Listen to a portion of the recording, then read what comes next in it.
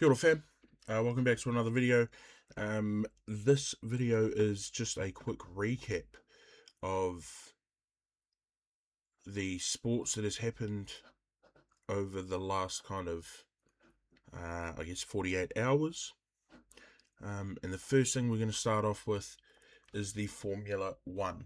The Formula One has just wrapped up, and Lando Norris is officially the 2025 Formula One World Champion after a pretty turbulent final race in Abu Dhabi. Max Verstappen claiming first, and Lando Norris, all he needed was to claim third, and he would have confirmed the win, which he did.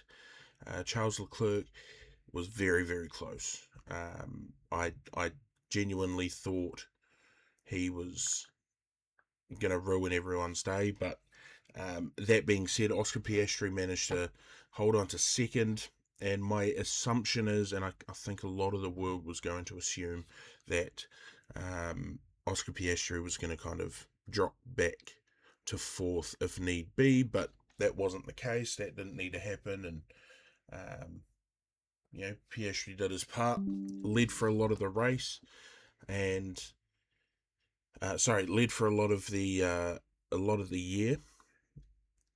Was in first in the points, and a few unfortunate finishes for him, and I think he had one or two DNFs, and then of course 2 races ago there was a bit of controversy with the McLaren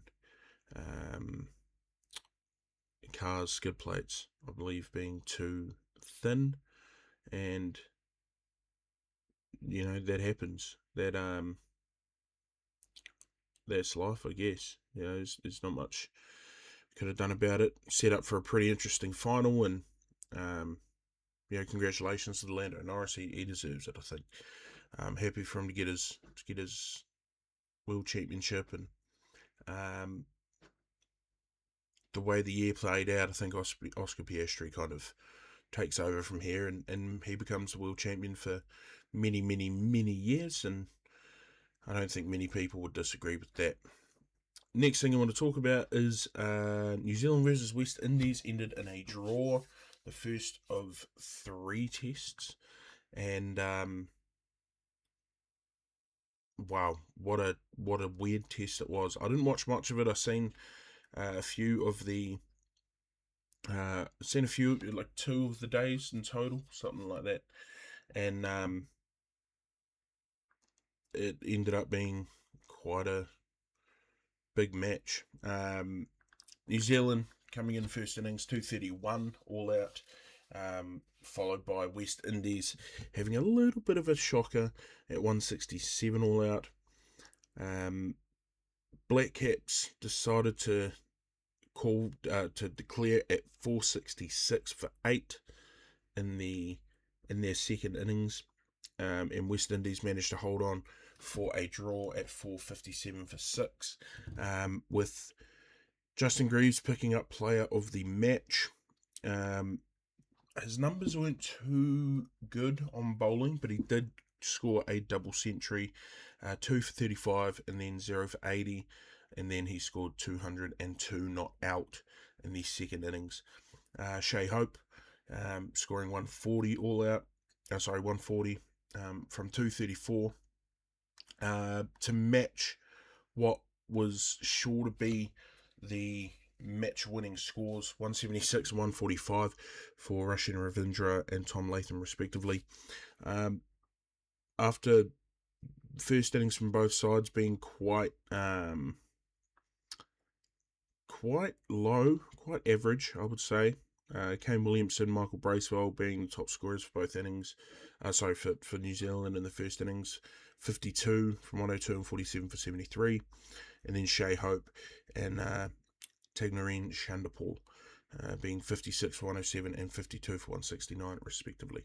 Jacob Duffy was very, very good in this game, and I think he's going to prove why he's a mainstay in this team for a long, long time.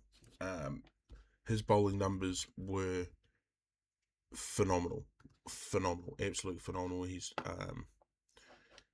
He was 5 for 34, and then he was 3 for 122, and it's refreshing to see a pace bowler who's,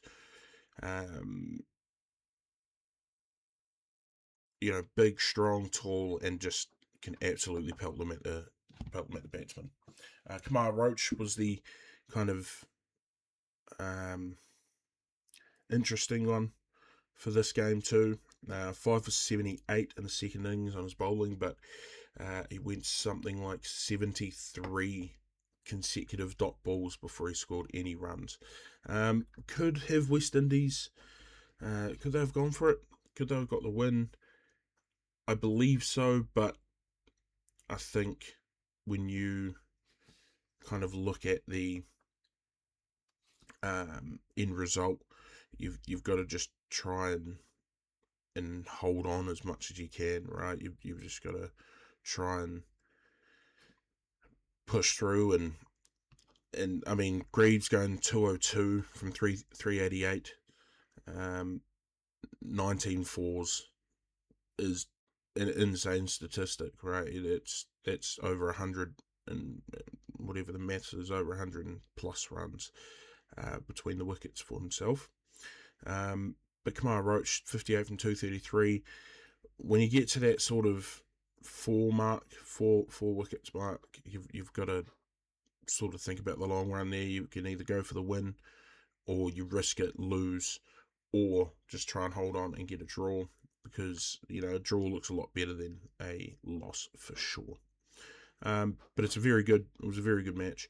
The second one starts taking place in 2 days, I believe, as of the day of recording, and I'm interested to see how they come out with this one, right? Because you've got a lot of questions. You've got a lot of questions raised about how they're gonna perform in the first innings of the second test, because everyone's running on a very, very big high, but not many players will want to go out and risk the potential of having lower scores again. Off the back of Greaves and Shea Hope for the West Indies, and off the back of Ravindra and Tom Latham for the Blackcaps. It'll be interesting to see how they come out and play that match. But regardless, next we're going to talk about is the Ashes, which was won by Australia. They are 2-0 up in the series. And after a pretty interesting first innings, second innings kind of came to a head on day 4 it finished. And the scores kind of speak for themselves. Mitchell Starc picking up 6 for 75 in the first innings, and then ended up with 2 for 64, I believe, in the second innings. Joe Root scoring his first Test century in a long time, and at the Ashes nonetheless. He was fantastic. I don't think many people were expecting that. Personally, I don't know if I'd written him off, or if I had, if it was more like a his time has come sort of thing. But he proved a lot of doubters wrong in this test, and I think it's very fair. Zach Crawley putting scores up on the board in both innings, which was an incredible achievement for him, considering how Mitchell Starc's been treating him this series. Michael Nessa coming into the squad, 1 for 43. He was doing very well too, and then he got a 5 for 42 in the second innings. Scott Boland backing him up, doing pretty well too, 2 for 47. And then, of course, you had Mitchell Starc getting 2 more as well. The second innings is where it all kind of took place and became a lot more interesting.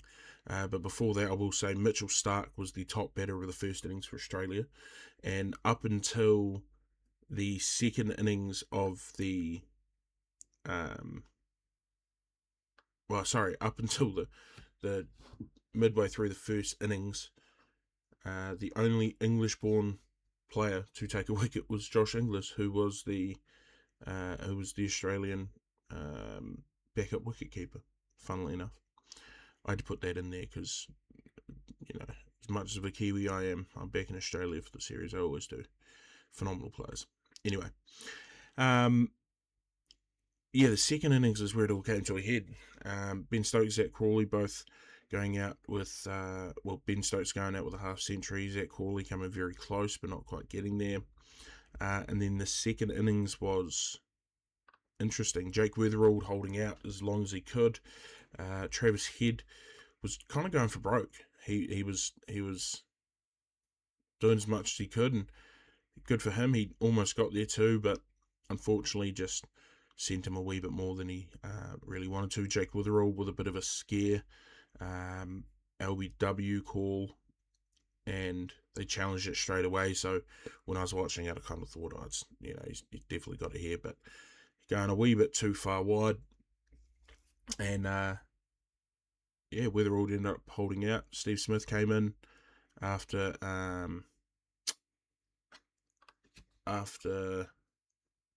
the third batsman took out Marnus. That's right.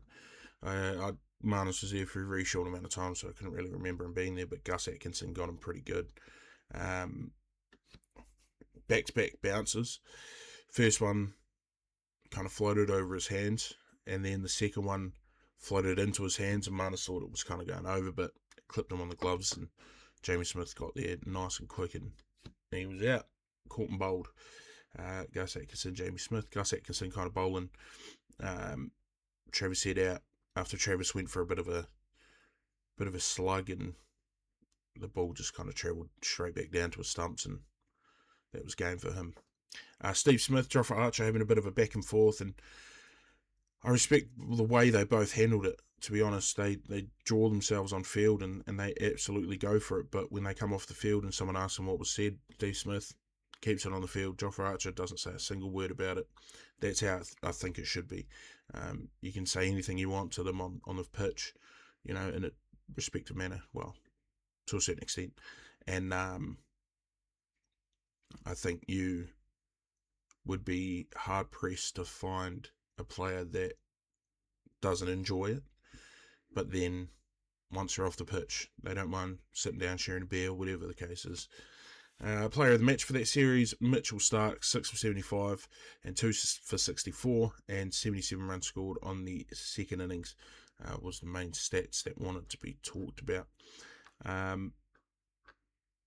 Again, very interesting test match. Both teams come out looking a little bit stronger than they did in the first test. I would venture to say that you've got a very interesting target on Australia's back now. I don't know if I don't personally, from my experience anyway, I don't know if many people expected Australia to come out swinging and beating them in both tests so far without Pat Cummins, Josh Hazlewood in the bowling lineup. Excuse me. I think Pat Cummins has been a mainstay of that side for so long now that I assumed everyone thought they were going to struggle without him.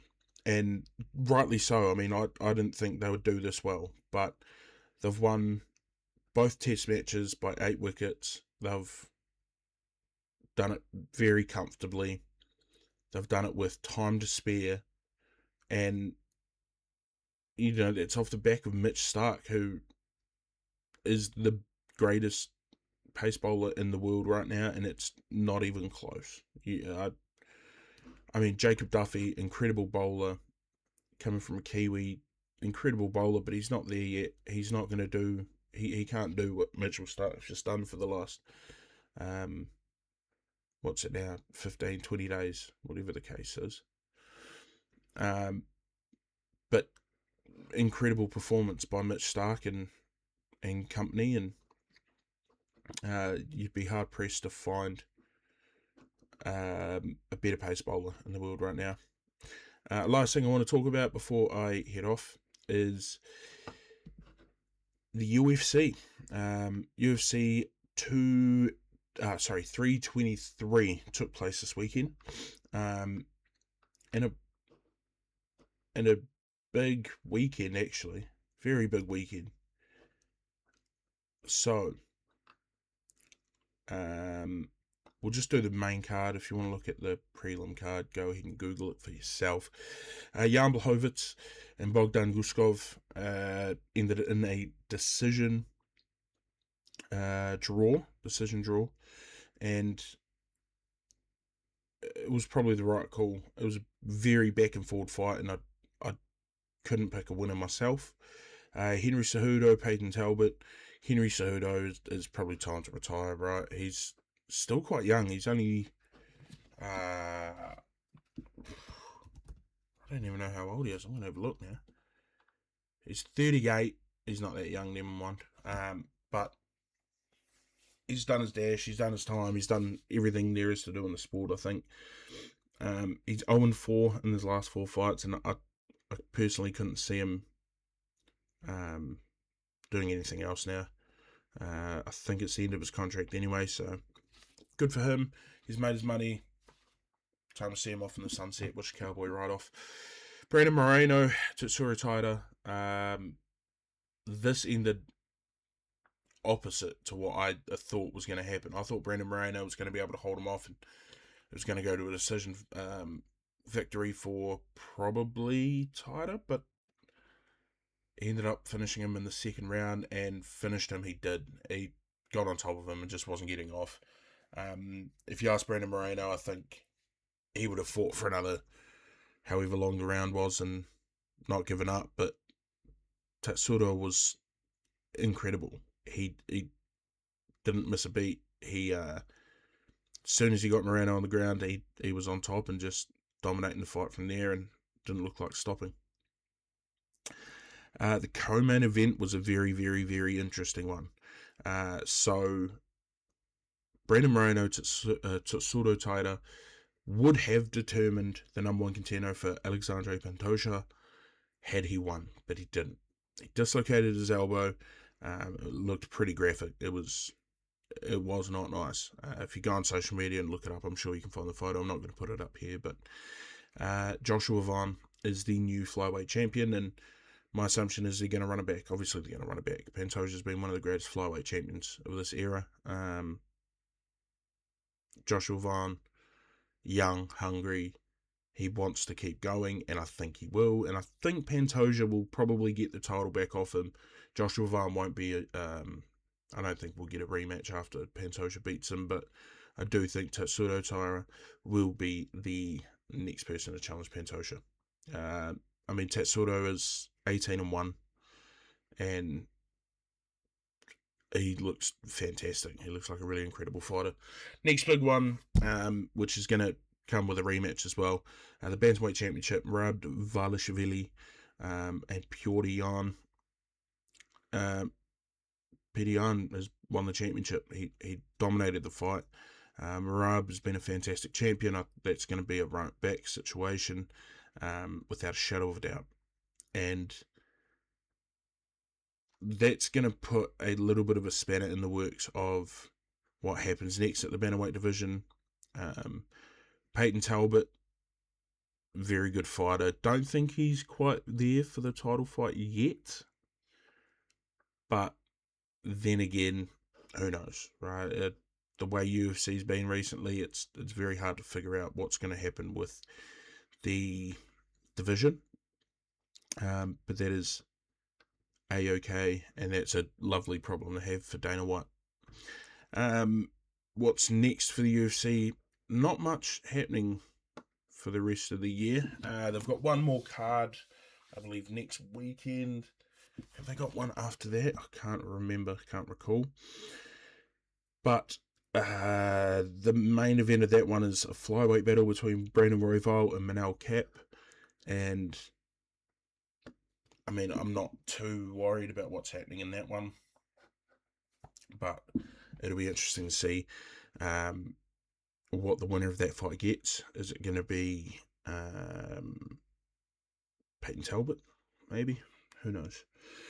But anyway, I think that's all I want to talk about in this video. I really appreciate your comments, guys. Your comments down below on the last video are really cool. I really appreciate it.